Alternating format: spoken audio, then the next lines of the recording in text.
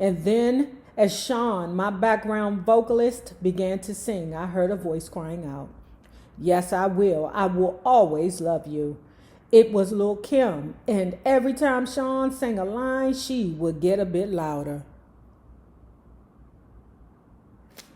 "Excuse me, Usher, get this bitch out of here." I don't hear nobody out there. Hold it down. Hold it down. Give it a green bell. One time on my job in the front. Big guns in the building. Sweet back The Frank E. Campbell Funeral Home has held services for foreign dignitaries and celebrities like Frank Sinatra. It's swank and elegant and full of cherry wood furniture. There are several meeting rooms with plush sofas and fireplaces, and they did their best to make the atmosphere less depressing. "Right this way," said the director. We followed him in a viewing room about 10 feet in front of me. I saw the solid wood casket Miss Wallace and I picked out in Los Angeles. It was completely quiet in the room. It was beyond quiet. The room was carpeted, so I couldn't even hear my footsteps. As I walked up to the casket to see Big, I felt like I could hear his voice in that room. I got closer to the casket, reached out to touch it, and opened my eyes. I breathed a small sigh of relief. Big looked like Big. Not in pain, like the picture at the morgue. Miss Wallace and I noticed that at the top of his head was a large scar. It made us uncomfortable. I felt a sense of peace after finally being able to see Big. But then I was troubled all over again when I saw the scar and noticed that he didn't seem to fit into the casket properly. Miss Wallace and I went into an office after viewing Big's body, and I asked them if we could replace the casket. We were so pissed. We spent thousands of dollars on that damn casket out in Los Angeles, and they didn't even make sure that Big could fit in it properly. Pause. I don't even know why you got the casket from there, out there. I don't even know why you did that. Trickery. One thing my grandmother told me, my paternal grandmother told me, you never put money in the ground. Y'all, when I die, I told my family, I want y'all to cook me up. You ain't got to put me in nothing special. You can put me in a motherfucking envelope, okay? And put me at the foot of my grandfather or grandmother. I'll probably ask them to put me in between both of them. Some people were like, oh, I wanted to have white doves and white horses and clear casket driven through town. Why? Why would you spend that much money? I'm not doing that. For a one-day event, I'm not doing it. Okay? No, he is a celebrity. But Big died broke. He ain't had no money. You ain't got time to be spending no money on no bullshit. Put his ass in a bag. Put him in row ZB27, way in the back of the plane, and then fly him back to New York. And we'll worry about a casket later. Okay? Ain't nobody paying for this shit but Big's estate. And you need to save that money for his children.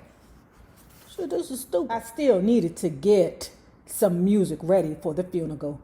It would not be enough to just have an organist. It has long been a part of our tradition and culture as Black folks to infuse farewell services with heartfelt singing. True. I contacted the members of 112 and asked them to sing Cry On. I then called my old friend Donovan, the same guy who'd eaten with me at Jay's restaurant in Newark every day when I was pregnant with China. I asked him to play the organ, and I asked Sean, one of my background singers, to accompany him. What about you, Faith? Donovan asked me. Are you going to sing? I thought about it, but I just couldn't envision myself having the strength to do it. No, I told Donovan, I'm not going to sing. The morning of the service was a bustling commotion of children and people and conversations about the logistics of getting hundreds of guests to the funeral home. Miss Wallace hired dozens of cars to take people from Brooklyn into Manhattan. The family left from the hotel in a cavalcade of limousines. CJ, China, and Tiana were dressed in all white. We all piled into the limousine and headed over for the short ride. Listen, I get it, you know. You want to send your son out with the bells and whistles, motherfucker. But all that money you spent to have the people from Brooklyn sent to Manhattan, baby, is money that could be your grandchildren's college fund. You hear me? Don't forget you dealing with that goddamn Puffy. All right? So I don't know about spending a rack of money. That's nigga shit to me. Culturally, that is the nigga shiz that we do. Don't spend all that money and put it in the ground, baby. Them people can catch the bus. You mean to tell me them people too good to catch the bus? For Biggie? You showing out for Biggie? Girl, they could have got on the damn bus. You could have chartered a bus and had them all hop on the bus. Our limo pulled up directly to the front. We all got out and made our way into the funeral home. The room was designed to hold up to 250 people. We had at least 300 packed in, if not more. Ushers walked me, Miss Wallace, Puff, Mark Pitts, Jan, her siblings, and the kids to the front row. In the second row were my girls, Tony, Cheryl, and Lisa. There was also Joyce, who was CJ's godmother. She was sitting next to my grandmother, my mom, and my Aunt Hope, my godmother, Dorothy, my friend Latrice, and my Aunt Pee-wee, and some of Big's extended family. I think Aunt Pee-wee was the aunt that showed her the art of memorization. Remember that in the very beginning of the book? One row behind them were Damien and C's, Lil' Kim, and the rest of Junior Mafia. As we entered and took our seats, Donovan began playing I Will Always Love You. And then as Sean, my background vocalist, began to sing, I heard a voice crying out, "Yes, I will. I will always love you." It was Lil' Kim, and every time Sean sang a line, she would get a bit louder. "Excuse me, Usher, get this bitch out of here." Miss Wallace, sitting next to me, had her lips set into one thin line. Without even opening her mouth a full inch, she leaned over and whispered, "Somebody better calm her down or take her out." Yeah. Yes. Bitch, you behind me. You 10 rows behind me. Shut the fuck up back there. It's not about you. Don't make it about you. I hate that. We could be talking about the ducks and birds. Everybody sitting around. I hate those kind of people. Matter of fact, pause. Hold on. I know we in a sentimental moment, but hold up. Fuck on. All sitting around talking about Lake Minnetonka. Ooh, Lake Minnetonka. I love Lake Minnetonka. Look how pretty it is. You can see rainbows and fish and trout. And ooh, you know, I remember one time where we threw rocks in Lake Minnetonka. And it was just such a lovely, beautiful place. Then here come an old scene-stealing ass bitch. Well, yeah, Lake Minnetonka is okay. But, you know, this lake I have over here in my backyard is even better. Yup, and we go fishing and everything. Matter of fact, we got more than fishing my lake. Okay, Lake Kimmatauka. We got more fish than that. Matter of fact, we got a whole shark back there. A shark? Yeah, sharks. Yup, and if you get near it, the sharks will eat you. And the puppies, yes. I can't stand an old bitch like that. An upstaging ass can't speak on what Kim was feeling. I know people grieve in different ways, but it just seemed extra to me. And no one was setting that tone. This was why Miss Wallace wanted to have a private service so that she wouldn't have to deal with this kind of thing. It wasn't that it was disrespectful. I just didn't understand why Kim had to be the loudest person in the building. Miss Wallace came to the front and read a verse from the book of Job. Her voice was clean and unwavering, her eyes glassy but not teary. I'd sung at many emotional events, from weddings to funerals, but this was different. There were so many people, and some small part was still a bit concerned about how people would perceive me. I just wanted to stay in my seat and keep looking at the floor.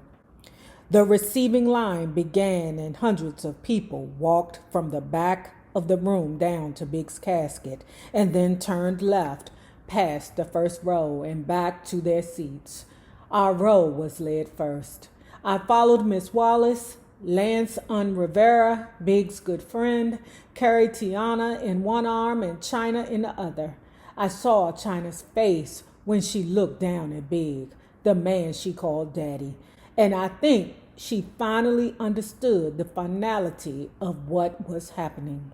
We returned to our seats as the people continued to file down, take their last look at Big, and then walk past our row, offering hugs and squeezing hands and giving small words of comfort.